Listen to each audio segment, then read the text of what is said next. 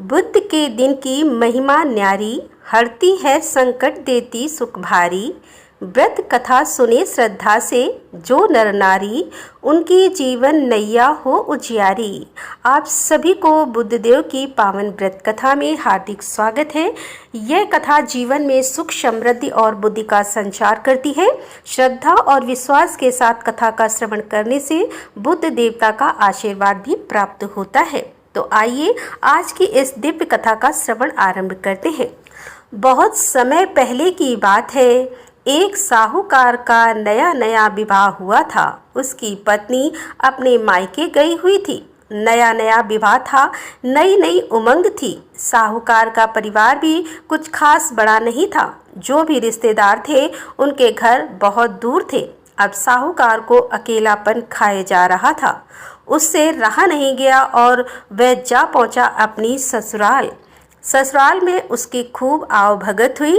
अगले ही दिन साहूकार ने कह दिया कि विदाई की तैयारी कर लीजिए, हमें निकलना है। अब संयोग बस वह दिन था बुधवार का। सास ससुर ने अपने दामाद को समझाने का प्रयास किया कि बेटा, आज बुधवार का दिन है। इस दिन बेटी की विदाई नहीं करने का रिवाज है। बेटी की विदाई तो क्या, किसी भी शुभ कार्य के लिए यात्रा पर जाना बुधवार के दिन शुभ नहीं माना जाता। लेकिन साहूकार नहीं माना और कहा, मैं इन सब बातों को नहीं मानता, आप हमें जाने का आशीर्वाद दीजिए।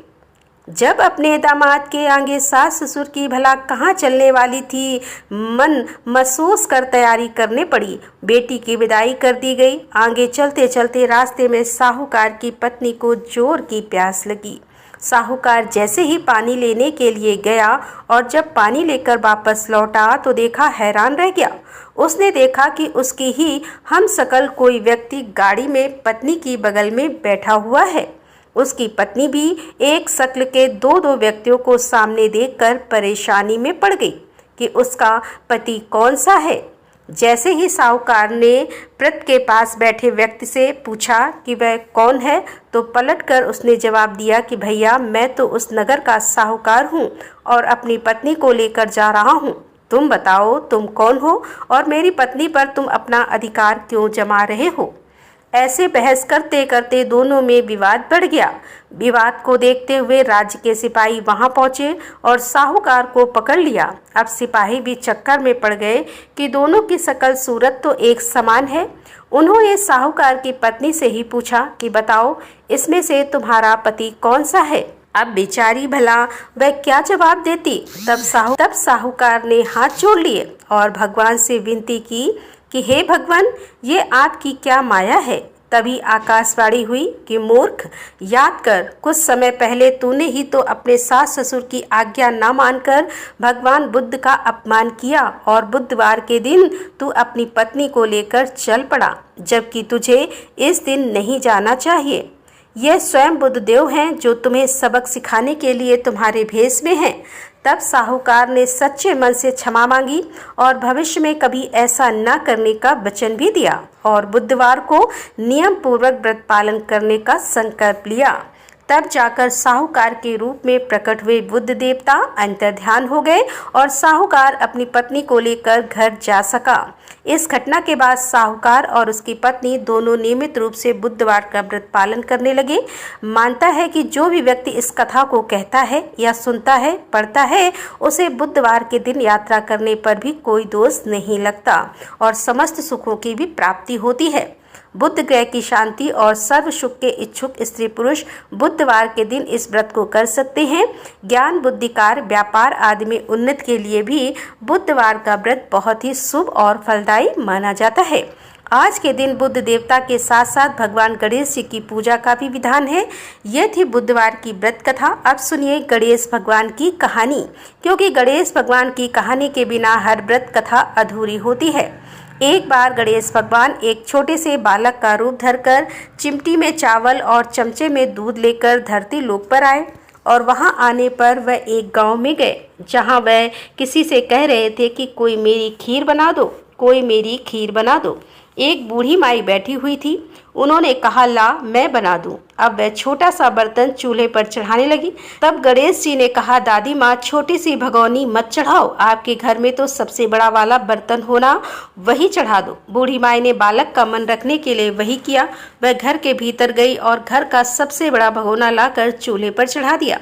वह देखती रह गई कि उसमें जो थोड़े से चावल उस बड़े बर्तन में उन्होंने डाले थे वह तो पूरा का पूरा भर गया। अब गणेश जी ने कहा, दादी माँ मैं नहा कर आता हूँ, तब तक खीर तैयार हो जाएगी। खीर तैयार हो गई तो बूढ़ी माई के पोते पोती खीर खाने के लिए रोने लगे। बूढ़ी माई जब भी कुछ बनाती तो बिना गणेश भगवान को भोग लगाए कुछ नहीं खाती, ना ही किसी को खाने देती थी। तब उन्होंने मन ही मन कहा, गणेश जी तेरे भोग लगे। ऐसा कहकर उन्हें चूल्हे में थोड़ी सी खीर डाली और कटोरी भरकर खीर बच्चों को दे दी। बूढ़ी माई की पड़ोसन ऊपर से देख रही थी। बूढ़ी माई ने सोचा, यह तो उस बालक से चुगली कर देगी, तो एक कटोरा भरकर उन्होंने उस पड़ोसन को भी पकड़ा दिया। बूढ़ी माई की बहू ने चुपके से एक कटोरा खीर खाया और कटोरा चक्की के नीचे छुपा दिया। अभी भी गणेश जी नहीं आए थे। बूढ़ी माई को भी भूख लग रही थी, तो उन्होंने भी एक कटोरा खीर का भरकर किवाड़ के पीछे बैठकर एक बार फिर कहा, गणेश जी आपको भूख लगे। ऐसा कहकर भोजन करना शुरू कर दिया और खीर भी खा ली। तब तक गणेश जी आ गए तो बूढ़ी माई ने कहा, अरे गणेश जी खीर खा ले, मैं तो तेरे ही राह देख रही थी। गणेश जी ने कहा, दादी माँ मैंने तो पहले ही खीर खा ली है। बूढ़ी माई ने कहा, खीर खा ली? अरे कब खाई? तब गणेश जी ने कहा, जब तुम्हारे पोते पोती ने खीर खाई तब खाई थी, जब तुम्हारी पड़ोसन ने खाई तब खाई, और जब तुम्हारी बहू ने खाई तब भी मैंने खाई। अब तुमने खाई तो मेरा तो पूरा पेट ही भर गया। बूढ़ी माई ने कहा, बेटा और सारी बात तो सच है, पर वह बेचारी का नाम मत लो, वो तो सुबह से काम में लगी हुई है, फिर भला उसने खीर कब खाई? तब गणेश जी ने कहा, अरे दादी चक्की के नीचे देखो जूठा कटोरा पड़ा है, और तुमने तो मुझे भोग लगाया लेकिन तुम्हारी बहू तो वैसे ही खा गई। बूढ़ी माई ने कहा, अच्छा बेटा घर की बात है, घर में ही रहने दो। अब बताओ तो जरा यह बची हुई खीर का मैं क्या करूं? तो गणेश जी ने कहा, नगरी जिमा दो। पूरी तो बूढ़ी दादी ने पूरी नगरी जिमा दी, फिर भी खीर का बर्तन पूरा भरा ही था। जब यह बात राजा को पता चली तो बूढ़ी दादी को बुलाया और पूछा, क्यों रे बुढ़िया, ऐसा बर्तन तेरे घर पर अच्छा लगे या हमारे घर पर सोहे? तो बूढ़ी दादी ने कहा, राजा जी आप ले लो। राजा ने खीर का बर्तन महल में मंगवा लिया और लाते ही जब उसमें से खीर मांगी तो खीर की जगह पर कीड़े मकोड़े बिच्छू कंछल हो गए, उसमें से दुर्गंध आने लगी।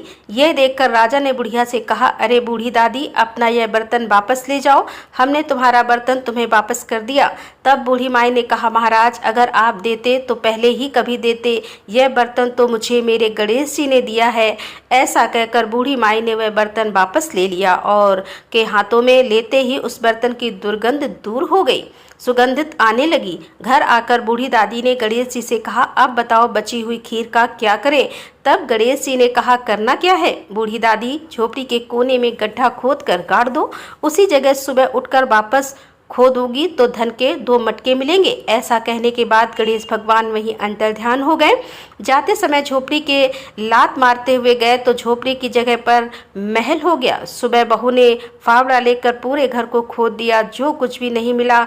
तब बहू ने कहा, सासू जी थारो गणेश तो झूठो है। सासू ने कहा, बहू मारो गणेश झूठो नहीं है, ला मैं देखूं। ऐसा कहकर वह सुई लेकर खोजने लगी। जब वह सुई से खोद रही थी तो टन टन करते तो धन के मटके निकल आए।